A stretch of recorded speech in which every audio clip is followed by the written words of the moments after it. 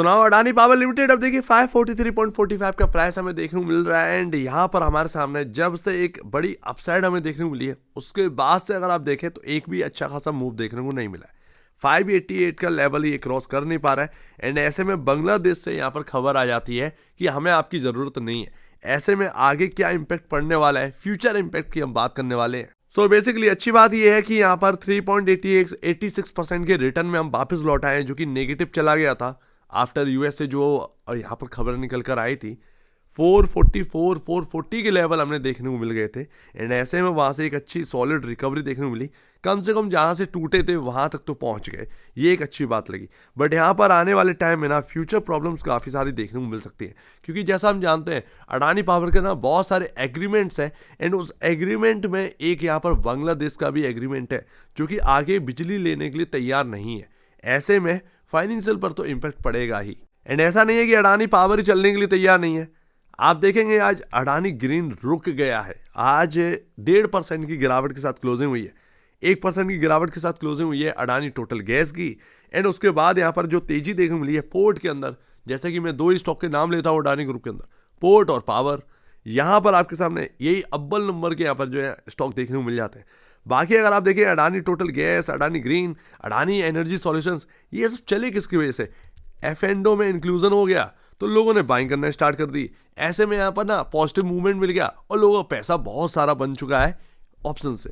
तो ये सबसे बड़ी बात थी इन तीनों स्टॉक की चलने की।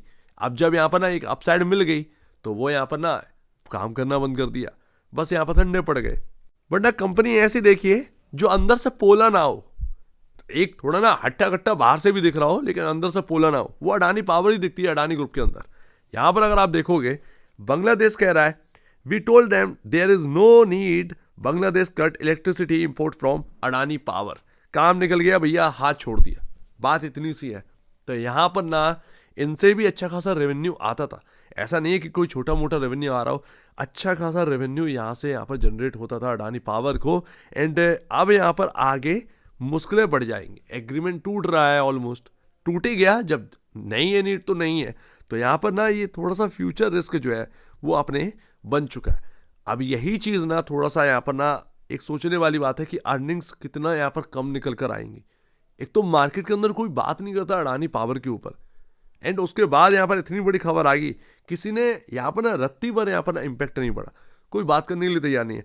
तो कुछ समझ में भी आए, कुछ एक्स्ट्रा समझ में आए, किसी के पास एक्स्ट्रा ऑर्डिनरी इन्फॉर्मेशन हो वो निकल कर आए, तो ये बात है। बट यहाँ पर आपके सामने इम्पैक्ट तो पड़ेगा इसका आगे फाइनेंशियल्स पर, एंड वो कहीं ना कहीं Q3 में दिखने लगेगा। Q3 का इम्पैक्ट यहाँ पर पड़ेगा।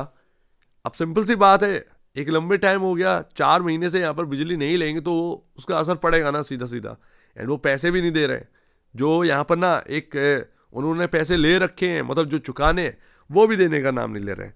तो यहाँ पर ना बांग्लादेश से थोड़ा सा जो हिसाब किताब है खराब हो गया अडानी पावर का, उसका इम्पैक्ट है कहीं ना कहीं आगे आने वाले टाइम में पड़ सकता है। अब वो सितंबर की अर्निंग बता रही है जून के कंपैरिजन एकदम से स्लो हुई है। ऑलमोस्ट अगर आप देखें तो 1000 करोड़ से भी ज़्यादा का यहाँ पर ना सेल्स में कटौती देखने को मिली है। तो वो अब कितना इम्पैक्ट बढ़कर आने वाला है ये देखने वाली बात है, बिकॉज ऑफ एग्रीमेंट्स प्लस कोल का इंपोर्ट, उसका बेनिफिट, ये सब की वजह से अडानी की जो फाइनेंशियल्स है उनके बराबरी कोई भी नहीं कर पा रहा है आज के टाइम में।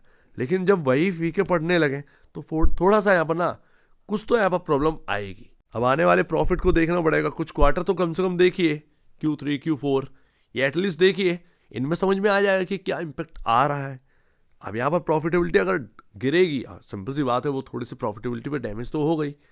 अगर गिरती है, कितना गिरती है ये इंपॉर्टेंट है, कितना गिरती है ये इंपॉर्टेंट है। गिरेगी ये सबको पता है, कितना गिरती है ना ये इंपॉर्टेंट है। ज़रूरत से ज़्यादा गिर रही है तो वो स्टॉक शायद यहाँ पर ना टूट सकता है। टूटेगा या नहीं टूटेगा ये देखने वाली बात, बट वो फ्यूचर का है।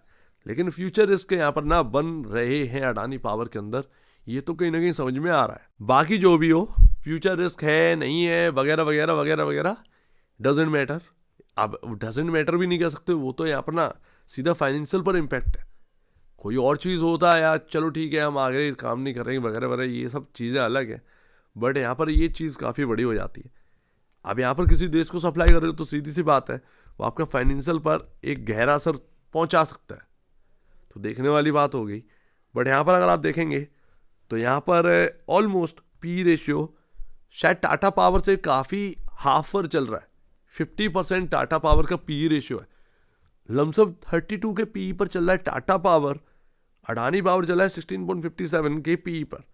ऑलमोस्ट अगर आप देखें तो गिरावट बहुत हो चुकी है अडानी पावर के अंदर, ये मान लेना चाहिए। क्योंकि अगर आप देखें 910 रुपीज़ से देखें जहाँ से ये टूटा था, वहाँ से भी टूट चुका है, वो अच्छा खासा करेक्शन दे चुका है। एंड उसके बाद यहाँ पर अगर आप देखेंगे फंडामेंटल बहुत सस्ते हो चुके हैं, फाइनेंशियल इंडिकेटर्स बता ही रहे हैं। यहाँ पर अगर आप देखेंगे price to book value 3.77 time, तो ये आपके सामने टाटा पावर से भी कम है। टाटा पावर 4 टाइम के ऊपर वर्क कर रहा है, ये नहीं कर रहे हैं। लेकिन यहाँ पर ना इनका प्रॉब्लम है, वो यहाँ पर ना वो चीज़ से सीधी सी बात है उनका इम्पेक्ट नहीं है। तो दोनों कंपनियां का अभी अलग अलग है। अब कितना यहाँ पर फाइनेंशियल पर असर पड़ेगा इसके बारे में ना तो कंपनी बता रही है, ना ही अपने को कहीं से पता चल रहा है। बट इम्पैक्ट तो पड़ेगा, सिंपल सी बात है। अब वो आने वाले Q3 Q4 में पड़ सकता है, कितना पड़ेगा ये देखना है। अब ये सडन जो गिरावट आई थी, म्यूचुअल फंड का डेटा आने वाला है नवंबर का। ये आपके सामने 5 दिसंबर से 10 दिसंबर में ये डेटा क्लियर हो जाएगा। देखना ये है कि कितना यहाँ पर ना ये अपना जो म्यूचुअल फंड वाले हैं वो बाई कर रहे हैं, या फिर स्टिल जो वैल्यू पर सस्ता मिल रहा है अडानी पावर, क्या यहाँ पर स्टिल अभी भी वो सेल करने के लिए तैयार है, ये देखना बनता है भैया। अगर बेच रहे हैं तो इसका मतलब यहाँ पर ना जो सस्ता हो गया है वो और सस्ता हो सकता है। बाई कर रहे हैं तो इसका मतलब कहीं ना कहीं स्ट्रॉन्गनेस है। एंड लास्ट तो यहाँ पर आपके सामने जो गैप बन गया था, गैप डाउन जो हुआ था यूएस से जो खबर आई थी, वो गैप भी फिल हो गया, उसके ऊपर भी निकल गया। जो मैं ऑलरेडी आपसे कह रहा था 588 का लेवल ये आसानी से क्रॉस नहीं करेगा। थोड़ा बहुत चाहो तो बेच लो, वो एकदम ठीक निकला ना, यहाँ पर आपको नेक्स्ट डे बेचने का मौका मिला होगा। 588 वही हाई, वहीं से ये टूटा एंड उसके बाद 44 रुपये नीचे। लेकिन 44 रुपये नीचे है, अगर आप बेच रखे हैं तो जो रिमेनिंग है अगर यहाँ से चलेगा स्टॉक तो वो आपको रिटर्न दे देगा। नहीं चलेगा तो सिंपल सी बात है, जो आपने बेच रखा है वो आगे एवरेज के लिए रखिएगा। ऐसा नहीं है कि वो पैसा फालतू है या आप उधर घुमाने लगे उस पैसे को इसी के लिए रखिए बिकॉज ऑफ इम्पैक्ट। एक बार समझ में आ जाइए बांग्लादेश का क्या इम्पैक्ट है अडानी पावर के ऊपर, तो वो अच्छे से अपने को समझ में आ सकता है कि कितना चोट पहुंची है फाइनेंशियल पर। एंड वो समझ लिया तो अपने को यहाँ पर वैल्यू समझ में आ जाएगी कि हाँ भैया खरीद लेना चाहिए या होल्ड करना चाहिए। सिंपल सी बात है। क्योंकि अभी ना इस समय अगर ये बात करोगे कि कितना आएगा कितना डैमेज होगा, हवाई बात है थोड़ी है। जब नहीं पता तो नहीं पता, सिंपल सी बात है। बात क्यों करना उसके ऊपर, ये एक ना सबसे बढ़िया पॉइंट है।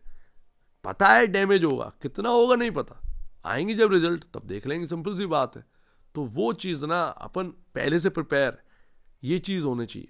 एंड यहाँ पर स्टॉक भी ऑलरेडी इसीलिए परफॉर्म भी नहीं कर रहा है, ये भी एक मैटर वाली बात है।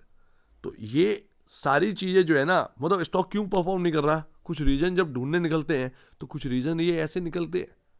तो वो यहाँ पर ना इम्पोर्टेंट बात, तो यहाँ पर Q3 पर नज़र रखेंगे। बट हाल फिलहाल में स्टॉक जो परफॉर्म नहीं कर रहा है, जो दिक्कतें आ रही हैं वो थोड़ा सा ये है।